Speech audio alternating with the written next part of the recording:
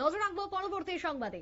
Drugs mafia চান মিয়া, গতকালকে যে চান মিয়া রহস্য বা পর্দা ফাঁস হয়েছে, সেই চান মিয়াকে ঘিরে সময় যত যাচ্ছে ততই যেন আরো আরো অধিক পরিমাণে রহস্য প্রকাশ্যে আসছে। কি না এবার চান মিয়ার যে ভাই, তার বাড়িতেও নাকি লক্ষ লক্ষ কোটি কোটি টাকার ড্রাগস গচ্ছিত থাকতো।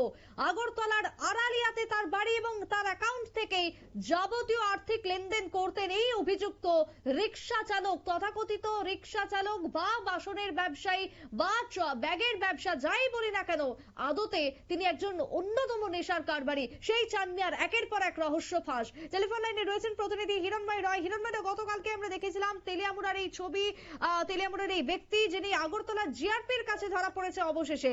আজকে তার ভাইয়ের সম্পর্কে উঠে আসছে একাধিক রহস্য। আর কি কি লুকিয়ে রয়েছে এই চান মিয়ার, কি জানতে পারছো এখনো অব্দি? এবারে যে আমাদের কাছে যে তথ্য এসেছে সূত্রের মারফত, তা হলো যে আড়ালিয়া স্থিত যে চান মিয়ার ভাই, সে আড়ালিয়াতে একটি টেইলারের দোকান তার। তো সেখানে টেইলার দোকান এবং যে আড়ালিয়াতে যে বাড়িটা আছে মসজিদের পাশে লোকনাথ আশ্রমের এখানে বিশাল বড় একটি বাড়ি আছে এবং তার পাশেই প্রায় দেড় কানির মতো একটু জায়গা আছে যেখানে আগরের চাষ নাকি তারা করছে। এবং এই ঘটনার পর থেকে একটা জিনিস সূত্রে মারফত খবর আছে, রাত ঘটনার পরের দিন অর্থাৎ 5 তারিখে সে চলে যায় হায়দ্রাবাদে গা ঢাকাতে। এই যখন চান মিয়া অ্যারেস্ট হয় তখনই পরের দিনই সে গা ঢাকাতে হায়দ্রাবাদে। পাশাপাশি এও খবর আছে যে তার যে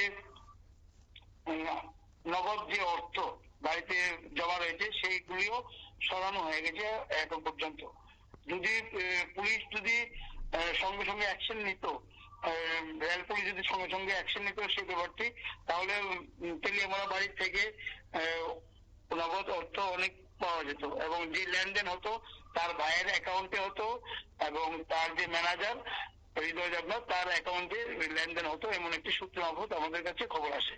পাশাপাশি এর খবর আছে যে তার যে সুপারি ব্যবসার সঙ্গে যে গাড়িটি তার যায়, সেই সুপারি ব্যবসার আড়ালে সে গাঁজার পাচার করতো।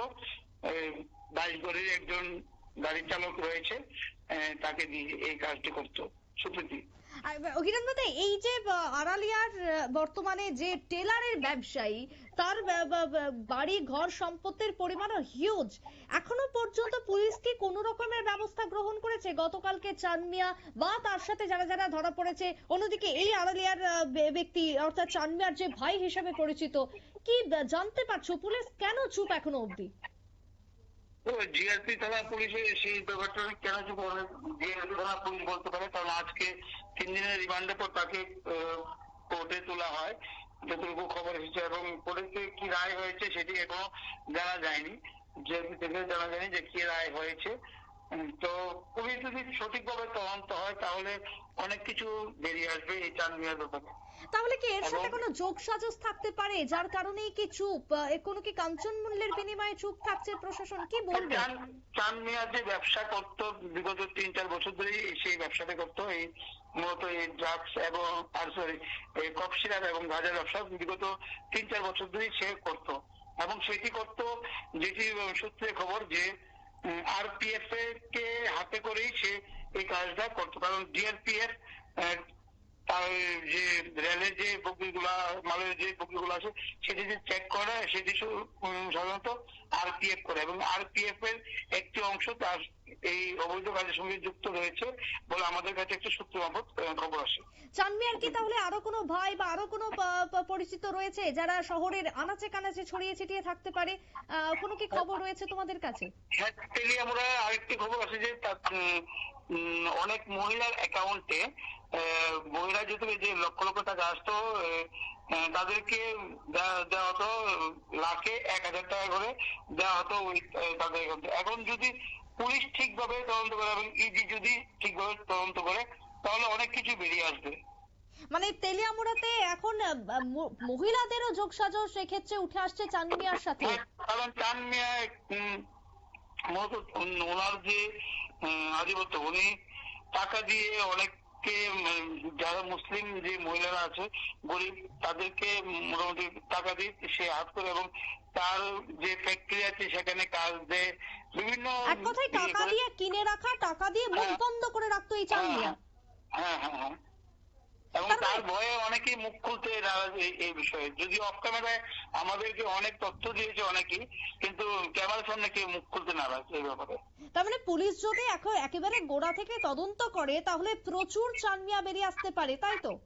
হ্যাঁ হ্যাঁ হ্যাঁ একেবারে তাই। ধন্যবাদ তোমায় হিরণময় দা। অর্থাৎ এক্ষেত্রে চাঁদ মিয়া গতকালকেই যার কথা আমরা দেখিয়েছিলাম, নিউজ ভ্যানগার্ড দেখিয়েছিল, যার ছবি এবং যার একেবারে আঙুর উপরে কলা গাছ যে ছবি আমরা দেখছি বারবার, সেই চাঁদ মিয়ার ব্যাপারে কেন এখনো পর্যন্ত পুলিশ চুপ, কেন প্রশাসন পদক্ষেপ গ্রহণ করছে না? আজকে চাঁদ মিয়ার ভাইয়ের হদিশ মিলেছে আড়ালিয়া থেকে। তিনি একেবারে সামনে প্রকাশ্যে টেলারের একজন ব্যবসায়ী, কিন্তু পেছনে তার লক্ষ লক্ষ কোটি কোটি টাকার গাঁজার ব্যবসা বা নেশা সামগ্রীর ব্যবসা রয়েছে। এই চাঁদ মিয়া টাকা দিয়ে সবাইকে মুখ বন্ধ করে রেখেছেন। কোথা থেকে আসলো তার এই টাকা?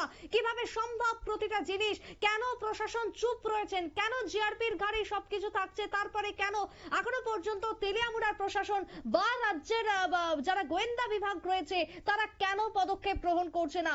রাজ্যের বুকে কোথায় কি চলছে? গাঁজা কারবারের যারা মাস্টার মাইন্ডরা রয়েছেন, যারা নেশার মূল চক্রীরা রয়েছেন, তাদের বিরুদ্ধে কেন কোনো পদক্ষেপ নেই? তাহলে কি এখানেও কোনো রহস্য লুকিয়ে রয়েছে? প্রশ্ন একাধিক এই চাঁদ মিয়াকে ঘিরে তৈরি হচ্ছে। ছোট্ট একটা বিরতির পর ফিরবো, সঙ্গে থাকুন।